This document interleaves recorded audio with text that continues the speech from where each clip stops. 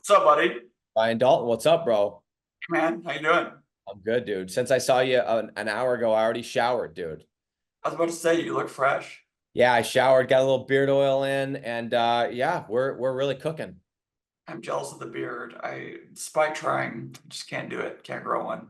And it's funny, everyone's jealous of what they don't have. Anytime I see somebody that's completely just slick, I'm just like, dude, you just wake up and there's no maintenance. You don't have to put anything in, you don't have to wash it. You just freaking go.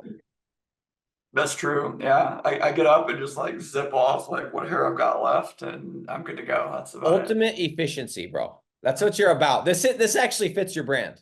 It does. I'm consistent in the branding. And this fits mine because I'm always all over. So it works. Yeah, it works for us.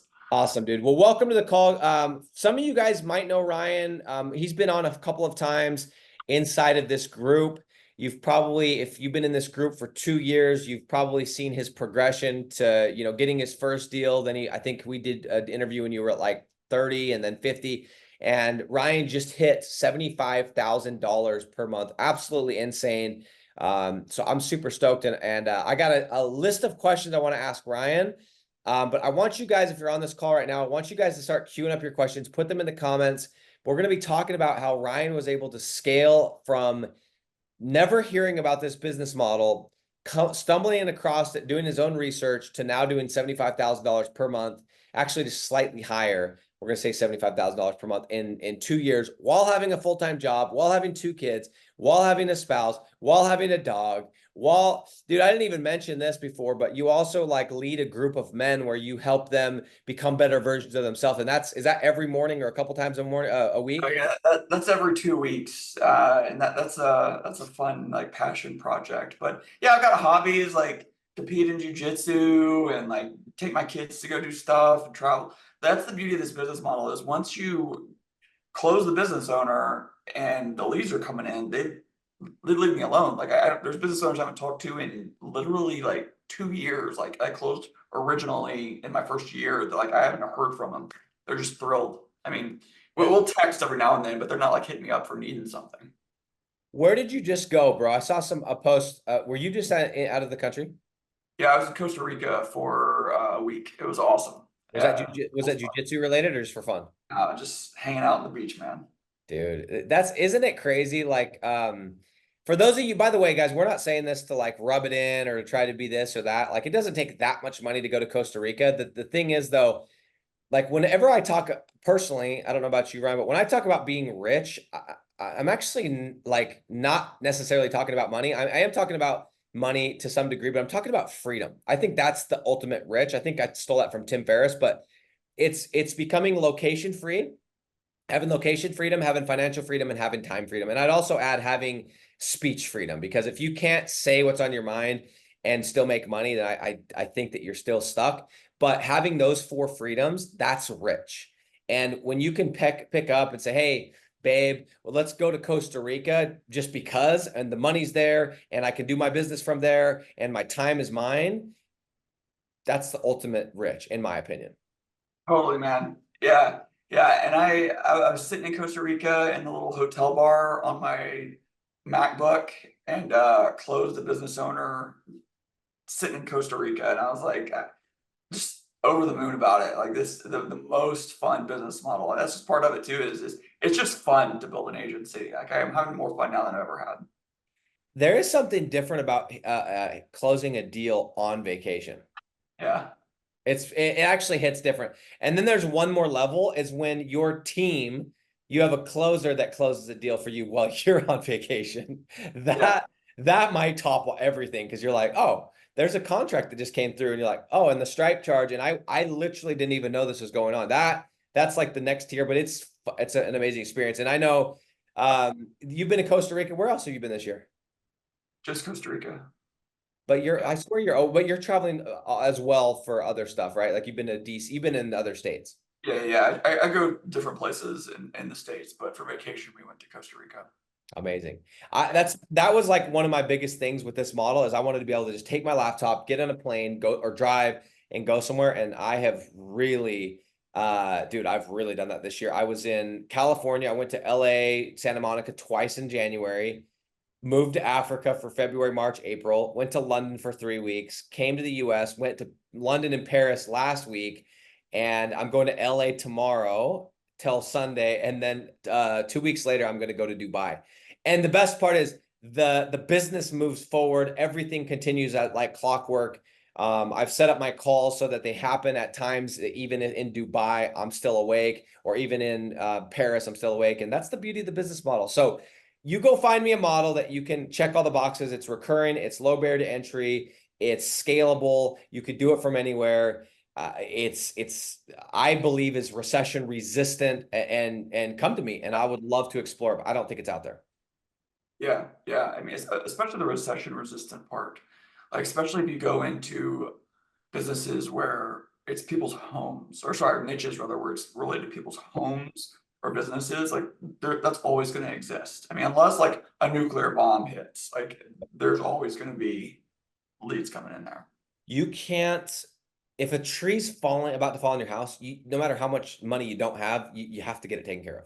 Have to. Yeah. Yeah. So and there are niches that are a little bit more recession resistant within this space. However, just be thoughtful about that. You don't have to have all completely recession resistant niches. I got some. I don't think artificial grass may be the most recession resistant, but it's really good. And to be honest, it is kind of in some of these states. I know in Vegas, it's going to be like a law that you have to have artificial grass by whatever year, or there's some kind of fine. So that one is pretty safe in Vegas, right? Yeah, there's some interesting niches out there that are like compliance related, like where businesses must do this thing in order to continue building, right? So some of those like compliance related niches are ones that I'm kind of exploring a little bit. Like I've got my bread and butter ones, and I've got others I'm looking at that are like kind of interesting. Like I'll just throw one out there. There's one that's interesting to me is site surveying. Like businesses have to know where they can build. Like by law, you have to like permit to get a permit to build, right? Like that's not going anywhere. Like you have to know where you can put up a structure on land and the boundaries of that land. Like it's kind of a cool niche. Anyway, Yeah. And unless the law changes, you're pretty solid. Now, and of course, guys, we don't just want to go jump into any niche. Like I think home inspection's interesting, but I've tried it. It can work, but it's a little bit more of a referral based business. So it's, you have to look at all the metrics, but no, I'm with you. Like it's like yeah, looking 2, 3, 4 steps down the road, and realizing like, hey, I'm in this. And this is the other interesting thing. This is where we'll start with this conversation is when you're building your business with the mindset of I'm going to be doing this for the next 5 years, you build completely different. yeah, yeah, absolutely, man. Talk about that, because I know that for you, when you got into this, you got in, you were kind of fumbled around a bit, but you were like, okay, boom, boom, boom, you got a deal. And then you said to yourself, I'm going to commit the next year of my life, undistracted, undivided attention, and see where this goes. Talk about that really quick. Yeah, so when I got into this business model, I realized that the places where I put my attention thrive, right? That's true of anything. It's true of relationships. It's true of your hobbies. It's true of business. So I didn't want to be in a situation where I was flirting with a bunch of different business models, where I was looking at, e-commerce or fulfillment by Amazon or whatever other internet-based business model looked interesting to me. I wasn't gonna like jump back and forth between those because it doesn't work in the other part of life, right? Like if I decide I want to be good at jujitsu, but I'm also playing tennis and I'm also playing kickball, like I'm not gonna get any better at jujitsu. Yeah. So it seems like so intuitive when you look at other parts of your life, like, oh, of course, if you want to be good at this thing, you have to put your time into it. But like this is so common in sort of like internet-based industries. People will like just sort of hop between these different business models. And said, I can't do that. If I want to build an agency, I'm going to build an agency and I'm going to not look at anything else for a year. And after a year, if I fail, I will change course, right? I will adjust and do something different. But if I don't, I've fully committed all my time in and I've got a great base to continue building a really big thing. 100%. It's so true. The moment that you say to yourself, it's no longer, I'm going to do it for, I'm going to try 3 areas. And then if it doesn't work, the moment that you say to yourself, I'm going to make this work, Yeah. is the moment that everything changes, because you sit there and you start making long-term decisions. You start making moves and investing money into things because you're like, hey, I'm going to be in this until this thing works. So I'm okay investing my time and resource and energy into this thing that you normally wouldn't do because you'd shortchange yourself because you're just testing. You're just, they call it half pregnant, right? Yeah. You got to, if you're going to be pregnant, dog, just go have like three babies at once. And it wasn't all like sunshine and rainbows. I mean, there were days that I was like, yo, this is not going so hot. So there were days, I mean, it kind of did like this. Like I'm trending up, but I'm bouncing on the way up. You know what I'm saying? So Totally. it's not all easy, but over time the consistency creates results. One thing that I got confused about, and I think it's worth mentioning, we always hear this stupid little thing in business. It's like the average millionaire has 6, 7 streams of income. You've heard that, right, Ryan? Yeah. And I think I heard this from Hormozy first, and then I've heard it, I've seen it on multiple like TikToks or whatever shorts. I don't even know. Maybe I read it, but I've seen it multiple people say it, and it's like, and it's true. It's like, no, that's not actually. That is true, but you're getting half the information. The 99% of millionaires, they make their money from one income stream. They do it really well. They do it really big, and then they diversify those income stream that cash into multiple income streams. And Right. so what happens is we hear this and we're like, oh, I've got 5,000 or 3,000 or 1,000 coming in from rank and rent from digital real estate. Now let me go and get a little bit coming in from drop shipping and a little bit coming in from e-com, and then you make nothing. Right. And that's Yeah. the truth. And Yeah, so absolutely. and remember, guys, for those of you that are just dabbling, that are just half pregnant, just got a little toe that's getting wet, and you're not willing to jump in, you're competing against people like me and Ryan that are all in, that are dumping in tens of thousands of dollars into our team, into the tools that are helping us scale, into things that are helping our clients. We're putting money into our clients. We're sending them gifts. We're putting systems in place. We're doing the things that you're not, and that's who you're competing against. You're going to get beat.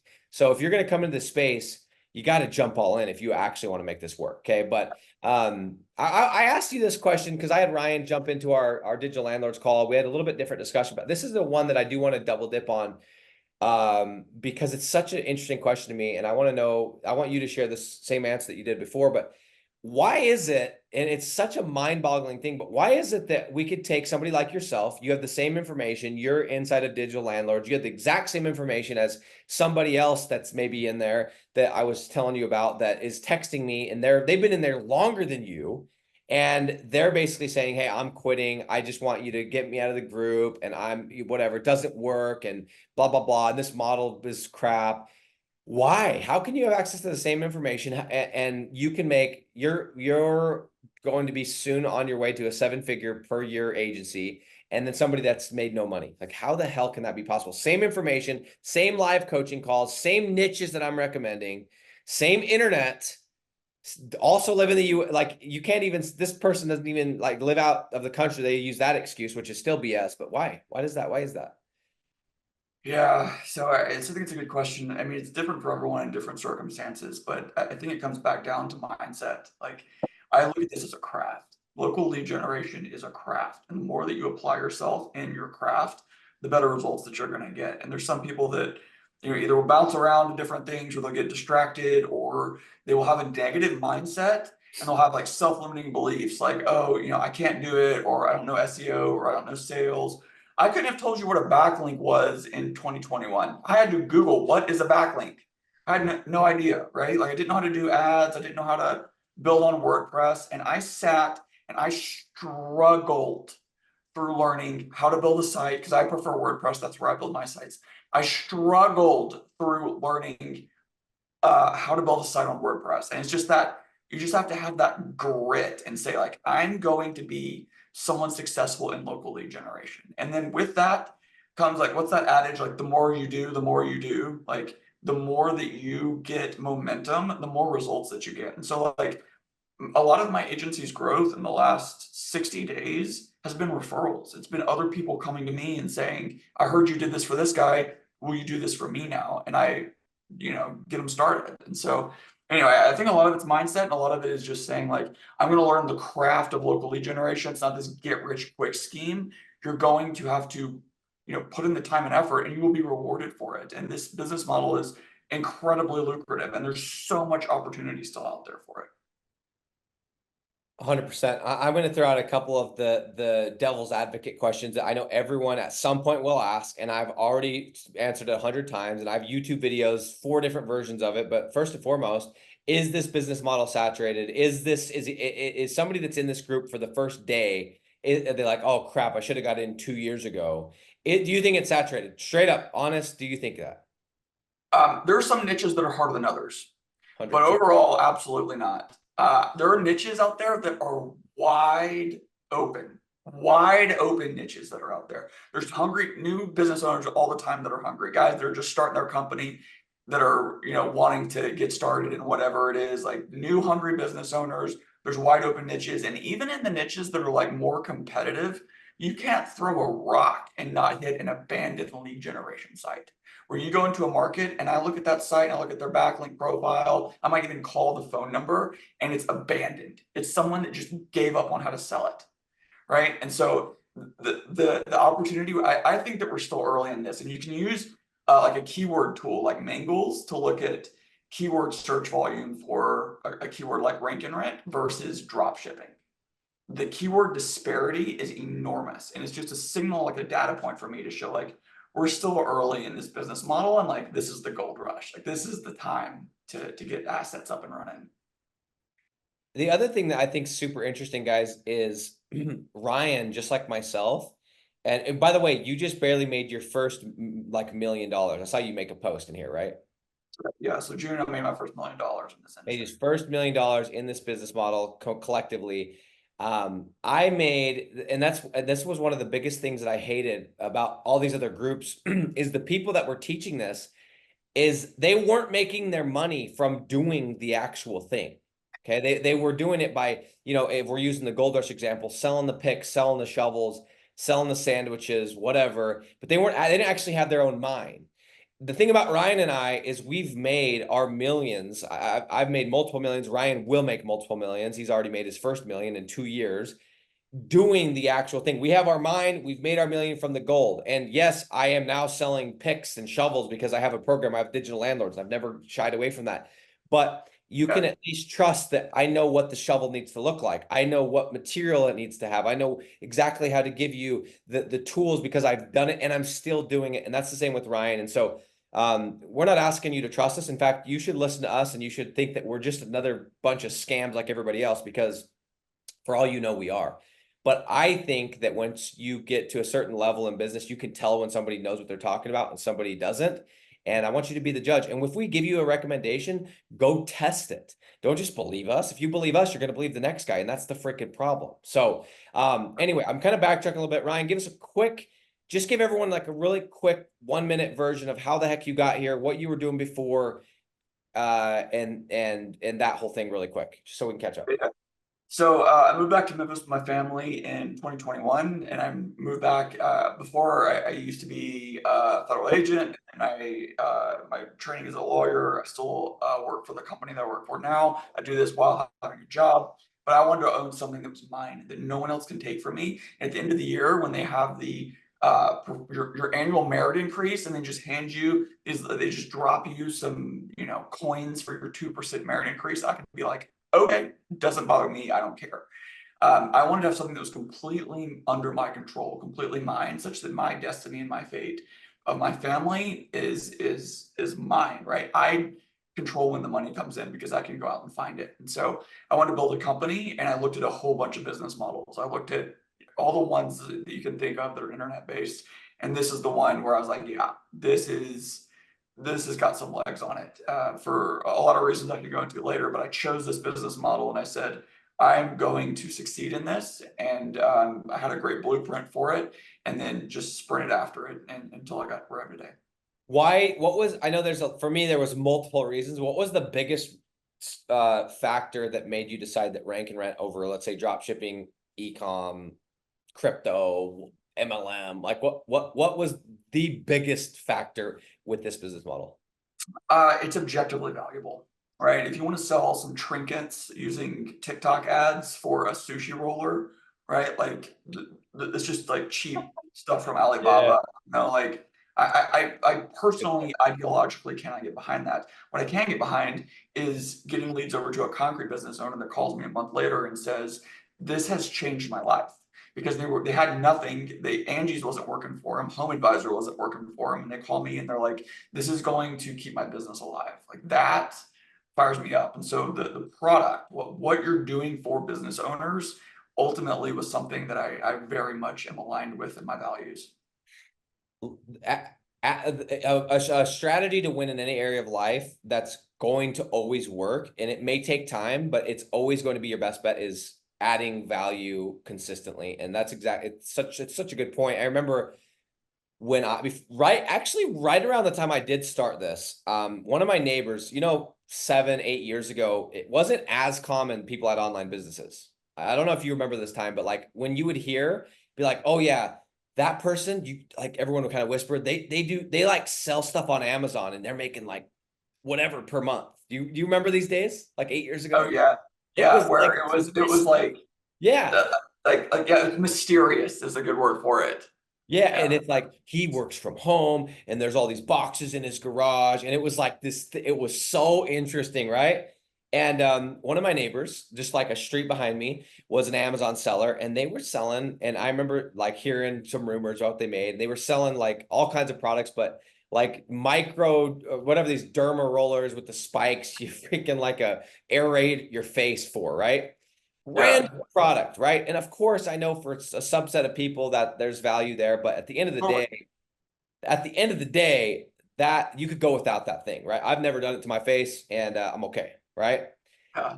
Businesses have that when this cliche thing, leads are the lifeblood of business. It's true. As soon as the leads dry up, business is dead. Mhm. Yeah.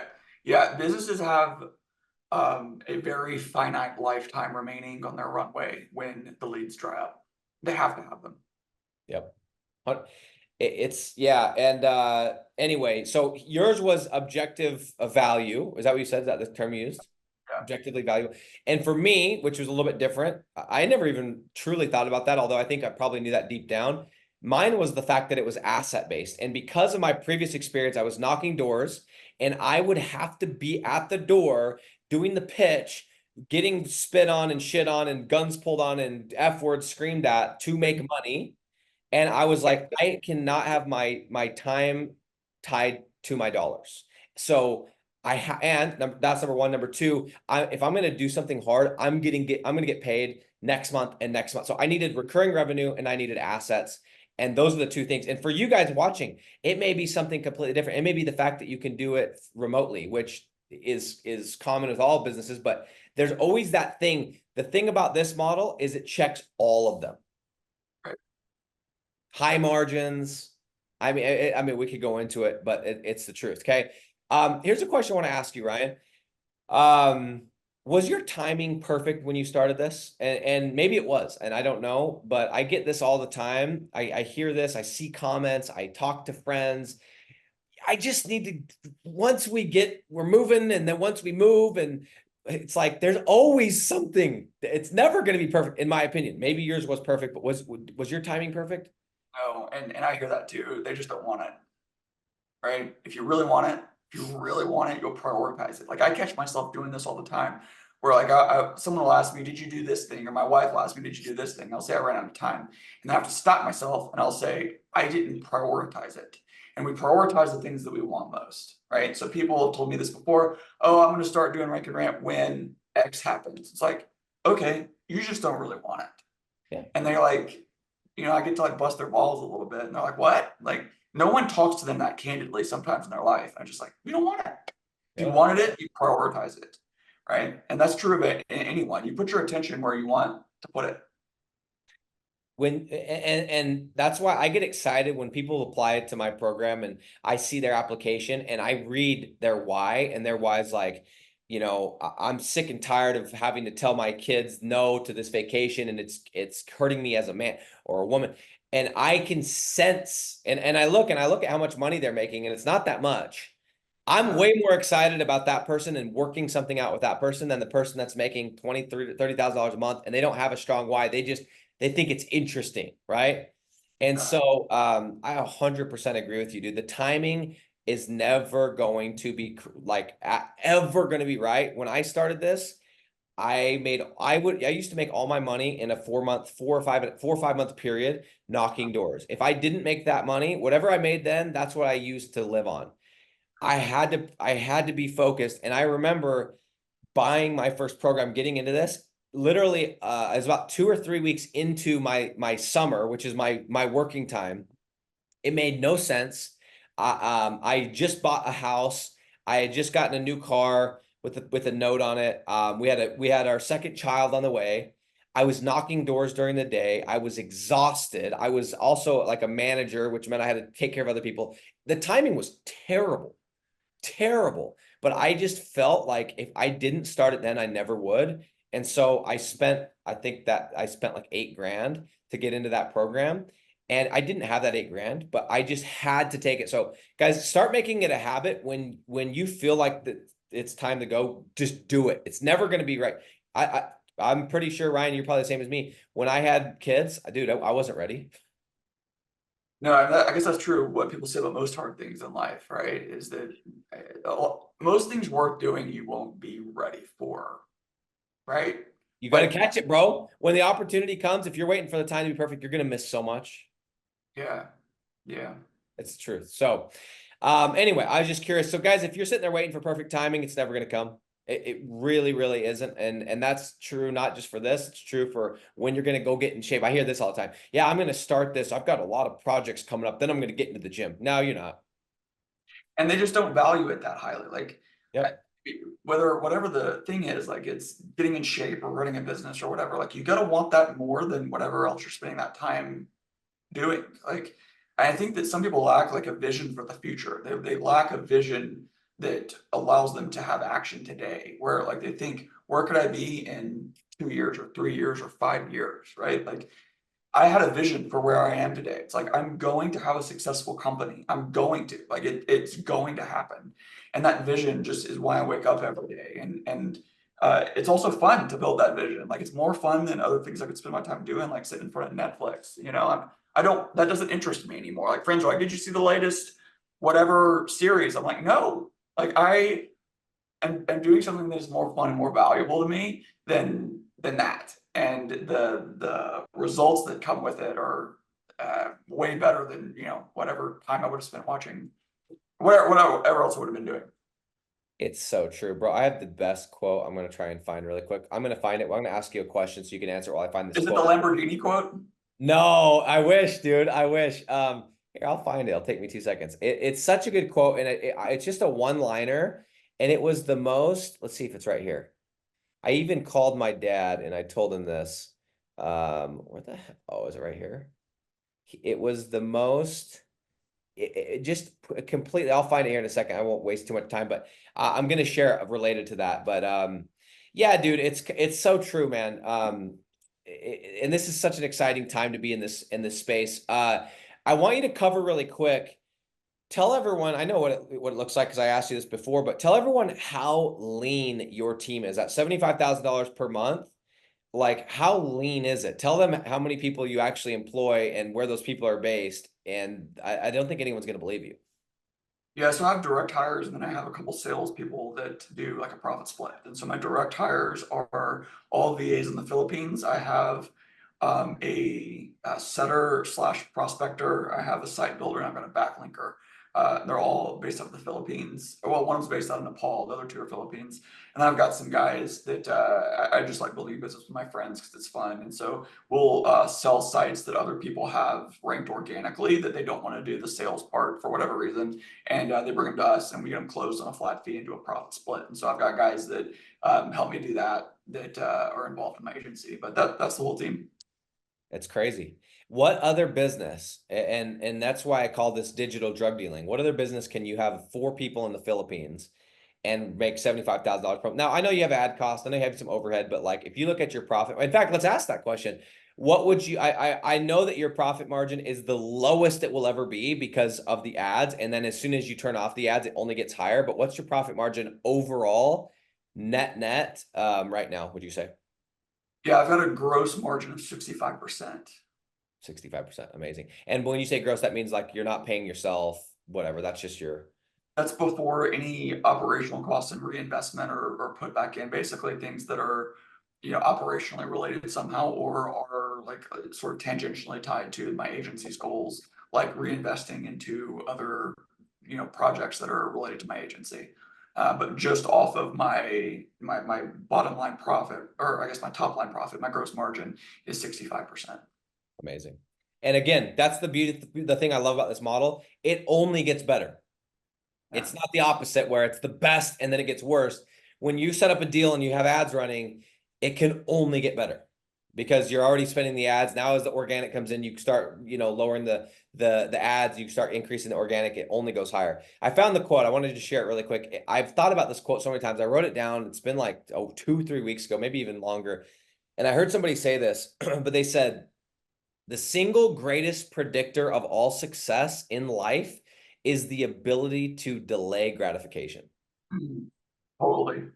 It's the truth, man. This, I'll say it again. The single greatest predictor of all success in life is the ability to delay gratification. I literally had this conversation yesterday with my son because my son has an affinity to be a little bit lazy. I don't know if you guys can relate. Maybe it's the screens, maybe it's whatever. And I didn't grow up like that. My dad had me like working on the farm. It's a little bit more difficult when I'm doing this type of business and that, but I wrote out like a chore thing. Like he has a morning routine, right? And he has to say his prayers. He has to read the Bible. He has to make his bed. He has to do 10 push-ups. He has to do 20 air squats. He has to do some shoulder press. He has to make 20 shots on the hoop, read. Like it's like an hour worth. And the dude, if I'm not there, he just completely skips it, right? He's a kid. So it's like 10 o'clock last night. We got out of the pool and I'm just like, I was just trying to explain to him, I'm like, dude, I know all your friends are, I'm like, what do you think they're doing? He's like, well, probably just playing video games. Like, yeah. I'm like, if you want to be different than all the other kids, do you Yeah. think you probably should do something different than them? And he's like, yeah. And it's just, guys, if you can learn that, if you can learn to delay gratification and put in the hard work today that is going to, give you the happiness or the success, the peace or the satisfaction tomorrow, you're so much further ahead than anyone else. Yeah, for sure, man. That's the Yeah, truth. that's a great quote. I found that to be very true. The one I was thinking of was Lamborghini. The company was asked why they don't advertise on And television. I think I've Their heard answer was, "Our customers don't watch TV." it's so true, dude. It's so true. I do have a Lamborghini. I guess I am a customer, and you're right. I will admit, if I go on a plane, I'll download a movie. I'll download a series. I usually watch an episode or two, because I just get bored. But and I just have to pass the time. But other than that, it's pretty rare. Yeah, Pretty rare you catch me. exception. Yeah, not worth their advertising dollars. How does somebody do this with a full-time job, kids, commitments? When I first started out, it required more of me than it does now. I figured out how to build systems and processes. That's a big part of it for mine is building systems and processes and then being willing to reinvest back in the business. And so I closed my first deal and I had an extra, $600 a month or whatever it was. The first thing I did was hire a yard guy. So now I don't think about my yard, I just enjoy it. And so that time that I would have spent, I mean, what is that? Like 2 hours a week, like 8 hours a month, that goes right back into my agency. And then I hired a pool guy.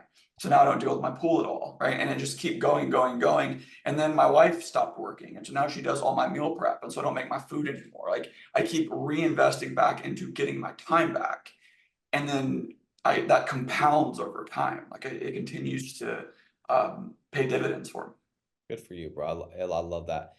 And I think there's the tactical and the strategy, and then there's also just like everyone's going to be different, right? But if you are just the type of person that has the mentality like Ryan talked about, which is like, I am going to make this work, this will be successful. I promise you that, and you say to yourself, I'm going to do this until it works, you'll figure it out. And Yeah. you're figuring it out might look a little bit different than mine, but at the end of the day, if you're not making it work, it's because it's not a priority. The pain isn't great enough, and you're choosing to stay stuck in the situation you're in versus changing. That's the truth. Yeah. And some people are happy there. I'm not one of them, right? Some people are happy just chilling.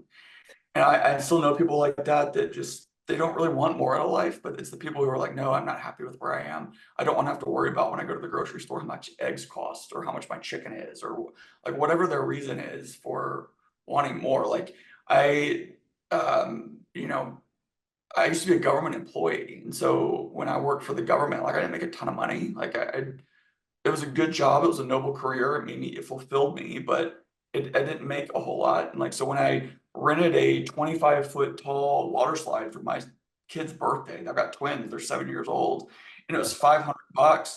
Like that was like not something I could even considered when I was years ago. And I just even realized like how much my standard of living had changed because I was willing to put in that work for extended amount of time and delay that gratification that like I could, what used to be like, that was a frivolity. Now it's like, this is just what my kid's birthday is going to be like for the rest of their life. Like they're just going to have a good birthday because this is what my values are. And I'm going to put my effort into things that provide that for them.